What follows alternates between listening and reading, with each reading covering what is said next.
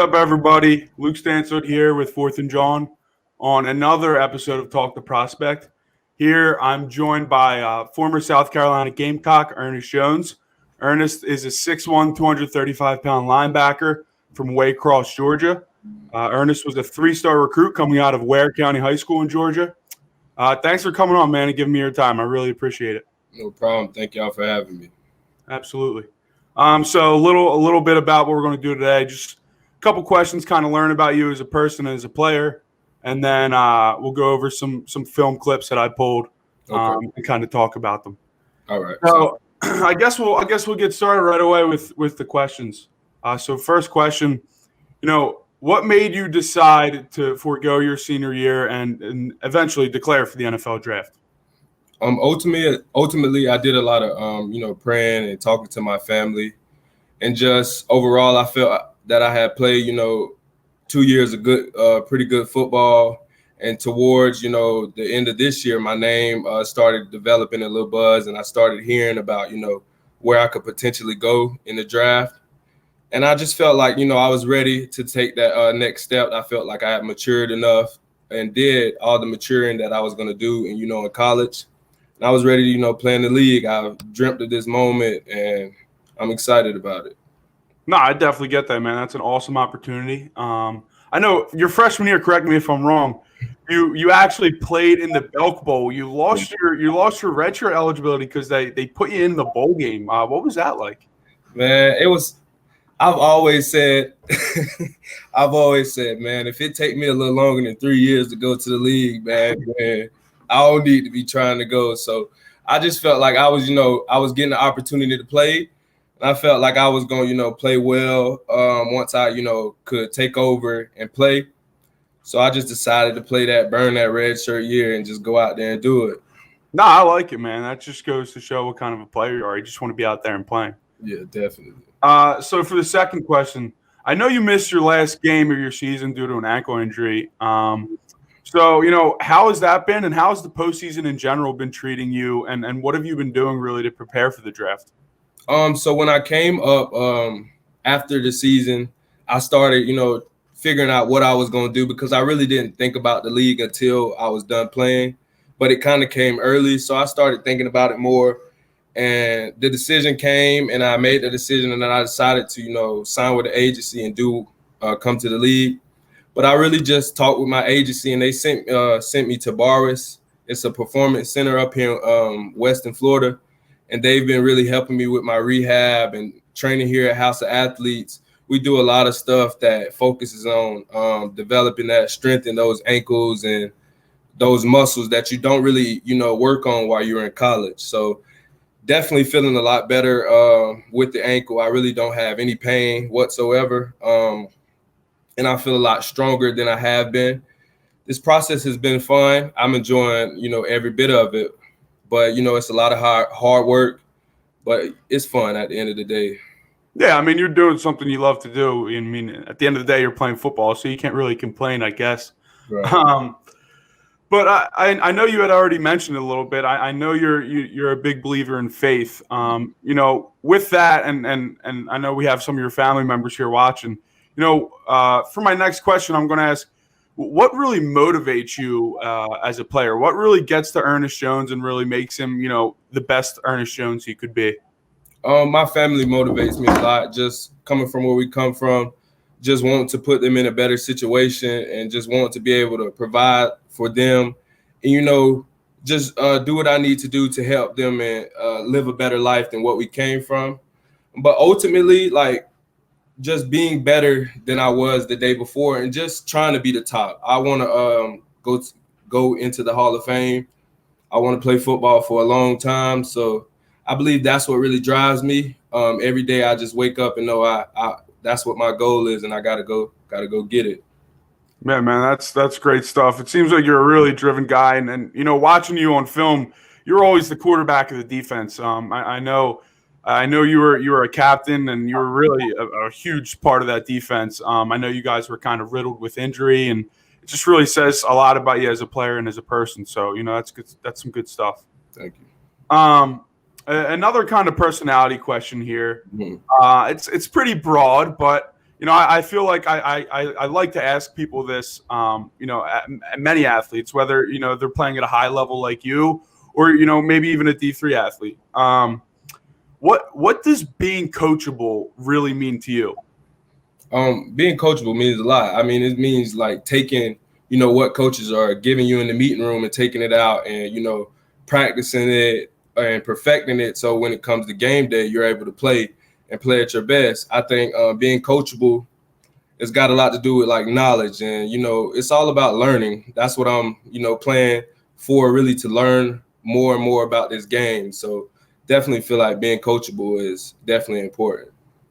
Yeah, and then, I mean, at the next level, I'm sure, obviously in high school, you can really depend on just you as a player. In college, you start to learn a little bit more and you start to depend on your teammates. But at the next level, I mean, I would say 50% of the battle is preparation. And, you really have to hone in on everything mentally before you really do it physically. And, Right. Every coach kind of has a different way of doing things. So I think being coachable, like you said, is just super important, especially at the next level. Definitely. All right, so now we're going to get into your game a little bit. So for my next question, I want to know what is your biggest strength, and then what is your biggest weakness? My biggest strength, I would say, is just I would say just playing in the box or playing outside the box. I feel like I'm comfortable doing either. One of the weaknesses and one thing I'm developing now is a pass rush game. Not really getting to do too much of it in college, so I'm just trying to hone in on that. Develop what I can out of that. Yeah, definitely. I mean, I know in 2019 you played pretty much Mike linebacker every game, and I was watching some film of this year, and you seemed like you were playing, sometimes on the line of scrimmage. They would flex you out a little bit on a tight end, and that just kind of shows that you're a little versatile. I mean, yeah, definitely. I get up there. Got some different styles, man. But I mean, we're going to get into that later. I'm glad you brought that up. But one thing I really noticed about you is your mentality. Like, if you hit a guy and you hit him hard, it seems like you kind of let him know a little bit, and I kind of like that. Being an Eagles fan, being an Eagles fan, we kind of like that stuff. So yeah, what's your like mentality like? I mean, for me, like when I get a chance to put on that helmet and them shoulder pads and go to war with my teammates, it's a different mindset and mentality. Like, I don't know, I say some things out there like it'd be crazy that we definitely can't say on here, but definitely like talk about it afterwards. Yeah, we'll leave that for after. Yeah. I love that. So next question. This is something I really like to ask, specifically linebackers, because personally, I mean, I believe it's the quarterback of the defense. You have to know so many things. You have to know what's going on. You have to kind of coach people at some points. I know you guys run a lot of at South Carolina. You run a lot of you were moving pre-snap. You were shifting. You were doing a lot of games. And I think you were the one kind of orchestrating all that with the coaches on the sideline. Right. So what do you think are the most important intangibles to possess as a linebacker, looking to excel in the NFL? I think it's all about like instincts and just being smart. And, like playing linebacker, we are the quarterback of the defense. So it comes with a lot of like film study. And I just think being dedicated to the film work and just being dedicated to, the grind is what you need to, be a great linebacker in the NFL. No, I definitely agree. Like I had already said, being especially the Mike, you're right in the middle of that defense, and you kind of have to do it all. So you definitely, IQ definitely has to be there, and I really do think it is with you. I can tell in the film room, and I can tell just talking to you here now. Yes, sir. So on paper, people say that you may not seem to be one of the bigger linebackers in your class. How do you think you may make up for that? The film makes me play a lot faster. And just studying the game, I feel like that makes me play a lot faster. And just using my length, get off the blockers. I feel like that's what helps me, overcome those weight things that they're saying. Yeah, and I know we'll talk about this a little bit when we go into the film, but you kind of remind me a little bit of a Jordan Hicks. I mean, he was 6'1", he was a little undersized, they say, and you see the success he's having. He was Right. actually a former Eagle. I hate to see him succeeding somewhere else Yeah. in Arizona, but I mean, you guys have some comparables in each other's game, and I mean, I love, like I said, the mentality thing. I'm not a big believer in people being undersized, and I think if they got it, they got it, no matter no matter what they're built like. So I love that. So I have a guess for this one, being that you were born and raised in Georgia, but what was the biggest win of your college career, and why was it the biggest win of your college career? Georgia. Beat Yeah. Georgia. I loved every bit of it. Just growing up, man, it especially hit home.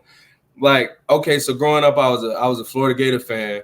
So we didn't like Georgia, but growing up in Georgia, my family and everybody just loved Georgia, and they talked about them too much. So I developed some dislike, and then I didn't get recruited by them out of college. So I was like, okay, I'm gonna get you. I love that. You got to have some sort of, some revenge factor, and then whatever motivates you, man. That's good stuff. That game was awesome. I'm in college right now, and one of my teammates is from Georgia, a huge Georgia fan, and I loved seeing them go down just because of that. That was awesome.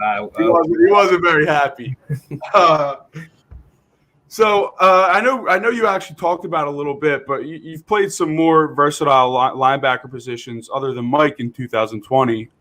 So at the next level, my next question: could you see yourself playing either inside linebacker or outside linebacker, or even putting you on the line of scrimmage sometimes in maybe like a 3-4? Do you think that could happen?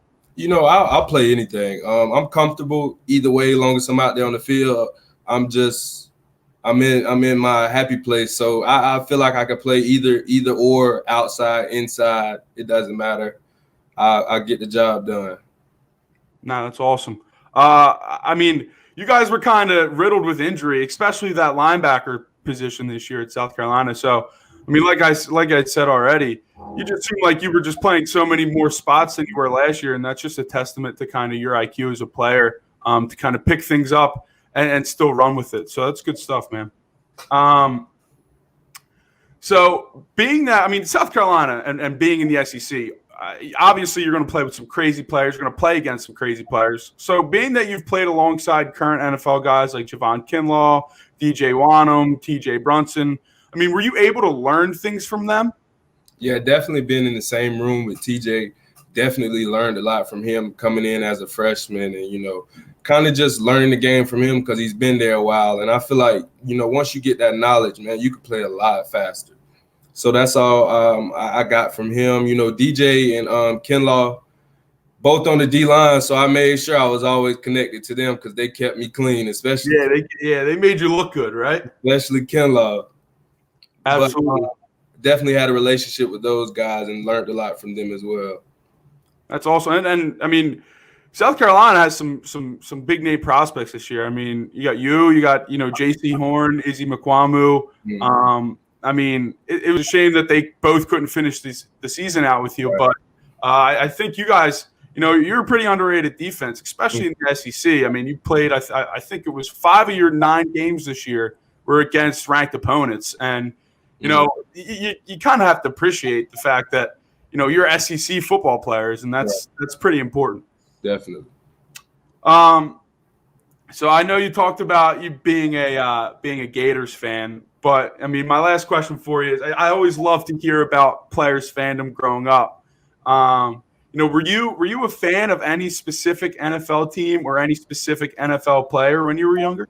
So NFL team, it was because growing up I played receiver, so my NFL team was the Cardinals. Interesting. So just because of Larry Fitzgerald, but my absolute favorite player is Ray Lewis. Definitely like watching a lot of Ray Lewis.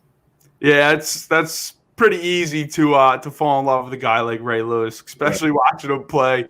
He was pretty special, man. And I'm sure every middle linebacker, whether you're 5 years old or you're preparing for the draft, you can always look at Ray Lewis and get some juice. Definitely.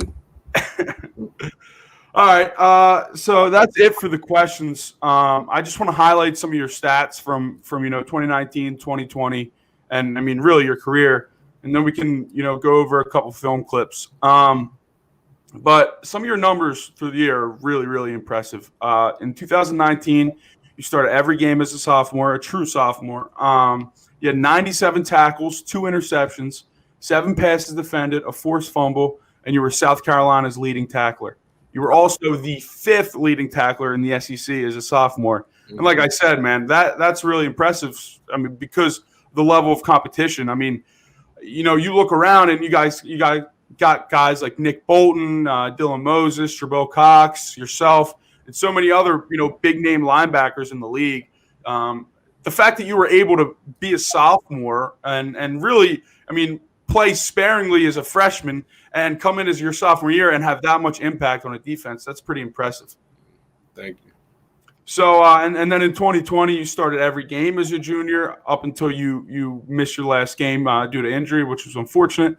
You had 86 tackles, a forced fumble, while playing, like I said, 5 ranked opponents in just 9 games. Mm-hmm. You were once again the leading tackler for South Carolina.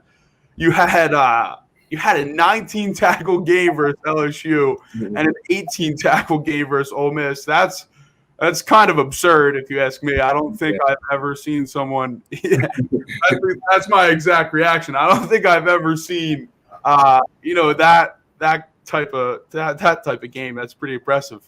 You were also a semifinalist for the Butkus Award, which is given to the nation's top linebacker. Mm-hmm. I mean, what was that like being a semifinalist for the Butkus Award with so many big names? Oh, I was shocked, man, because definitely not even being on the watch list at the beginning of the season. So definitely I was working towards, getting my name on that list and, just making a name for myself. And, when I received that notification on Twitter that I had been, in one of the semifinalists, I was just honored and just thankful that I was in that position. Yeah, I mean, that definitely motivated you, right, in the beginning of the year, not being on that list to get yourself on that list, later down the line. So, like I said, I mean, we talked about it. That just speaks to you as a player and your motivation. So you finished your career with 199 tackles. You couldn't get one more, man, for 200. One more. You needed one more. One more.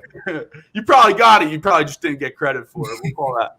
Yeah, that's what you finished with 199 tackles, 2 interceptions, 7 passes defended, 3 forced fumbles, and like I had said, you were the SEC's 5th leading tackler in both 2019 and in 2020. Mm-hmm. So I mean, comparing the 2 years statistically, they seem they seem great. But what do you think? What do you think made you a better player in 2020? And what did you learn in 2019 as a linebacker? I just felt like I started watching more of the great linebackers play, taking a lot from their game and, adding it to mine. And that's where I started developing. And then my Coach Wilson, he came from the Chiefs, and he definitely had an NFL mindset when it came to linebackers. So I was getting a lot of knowledge from him. And before Coach Muschamp, got let go, he was giving me a lot of knowledge, and I was learning a lot from him as well. That's awesome. And which scheme do you think you fit in the most? Like a 4-6, a 4-3, a 3-4? What do you think really plays to your strengths? I really don't. I really don't mind. I just need to be out on the field. Yeah. I can go play with 3 linemen, 4 linemen, whatever. No, I feel that definitely. So now we're gonna get into some film here. I love watching film, especially linebacker film, because it's just there's so much that goes into it that people don't even realize. Right. And being a student of the game, we've talked about it at a linebacker at the linebacker position. You really have to know everything that's going on. You really have to hone in on your guard reads and all that stuff. And from the jump, I could tell that you had the IQ, man. I mean, I was seeing plays, and we'll get into it, like pulling guards and stuff like that. You really, it seemed like you got it way quicker than some of the other guys on your team did, especially at the linebacker spot. Mm-hmm. So I'm going to pull up your first clip here. Okay. Here's a 3rd and 1 with a stacked box against a jumbo I formation. This is just power football, and you have really, really nice run read here. You fill the gap and make a really powerful tackle. I think they did give A&M the first down here, but I'm going to blame it on a bad spot because I don't think they should have got it. He definitely did. Did you say he did or didn't? He didn't, not at all. Yeah, I see. I don't think he did. I'm telling him he did. I saw from the side. I was like, "Come on, ref! You're giving them the game. This is some bull crap." They gave it to him. But I know coaches have different philosophies. But kind of walk me through what you try to key on from a linebacker standpoint in every play, whether it's pre-snap, during the play, or I guess even after the play. Mm. So for me, it depends on the formation. This is right here, 13 personnel, so it's 1 back and 3 kind of like main like blockers, and it's a tight end. And with this play right here, I'm just really keying the fullback and kind of feeling what way the O-line is working. And I kind of see the fullback comes downhill and the back's shoulders are still square. So I'm going to start working downhill as well. And then I get a little bit of like trash, guard. I believe it's the guard. No, the center kind of falls off. So I have to use my hands and get off him and make the tackle. So. No, I think it was a good play. And I think you kind of touched on it coming downhill. That's really important as a linebacker, and being hesitant and being indecisive as a linebacker isn't the best thing. And I think you're the absolute opposite. You fly downhill, and I mean, people sometimes knock your speed a little bit, but I mean, if you're flying downhill like that, it doesn't really matter how fast you have to move. You're there, and you're ready to make a play. So I definitely see that in your game. So here's another clip. Same drive. I think it was actually 2 plays after that last one. And I think this play really illustrates your ability to have some clean lineman reads as the mic. You immediately recognize the play side puller and get out in front of it. And then you use your hands real well and shed the block and kind of string this play out for about a 2-yard gain. So, what is your approach when you try to defeat a block, and when you're especially going up against some big boys in the SEC? I mean, I'd imagine you can easily get caught up in the middle of some linemen. What do you really – what did the coaches teach you, and what do you kind of try to focus on when approaching a blocker? So in defeating a lineman, I kind of try to, my eyes are on him, of course, but it's also kind of what path, the running back is taking. And if he's, flowing hard outside, there's no need for me really to, mess with that blocker. So I'll use my hands a little quicker and try to get outside him, faster. On this play right here, I had seen this play in the film room, and they ran it down on the goal line, I think 2 weeks before. So I kind of knew what was coming, but I still had, keep my eyes, on my keys. And once I seen the guard, I kind of knew what play it was. In the back's path, the quarterback didn't fake it, and they just went downhill with it. Yeah. And I think anytime you see like a play side guard pull, it kind of brings you exactly like you said, right to the ball. Right. And that's a lot of preparation, like we were talking about, man. It's a big IQ thing, especially at the linebacker spot. So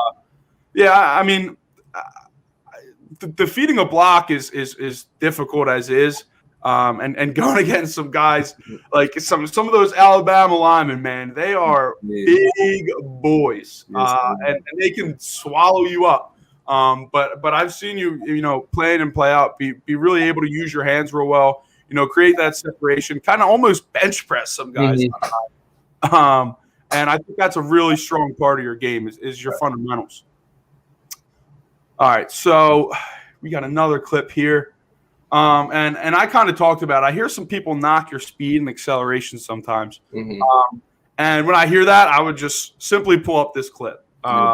Your closing speed here to the ball is just really impressive. And it ultimately forces the quarterback to kind of get rid of the ball way quicker than he had expected. Right. Here we go with the back view.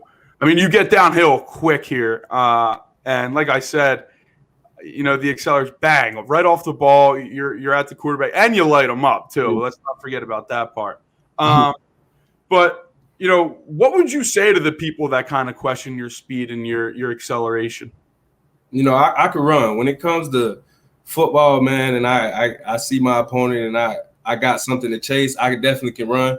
But I'm looking to showcase that with the combine, and showcase that in my 40-yard dash and show them that I really can move and that I can really play. Like, yeah, no, I got you. Do we have a guesstimate on the 40 time? Have you tested it out a bit recently?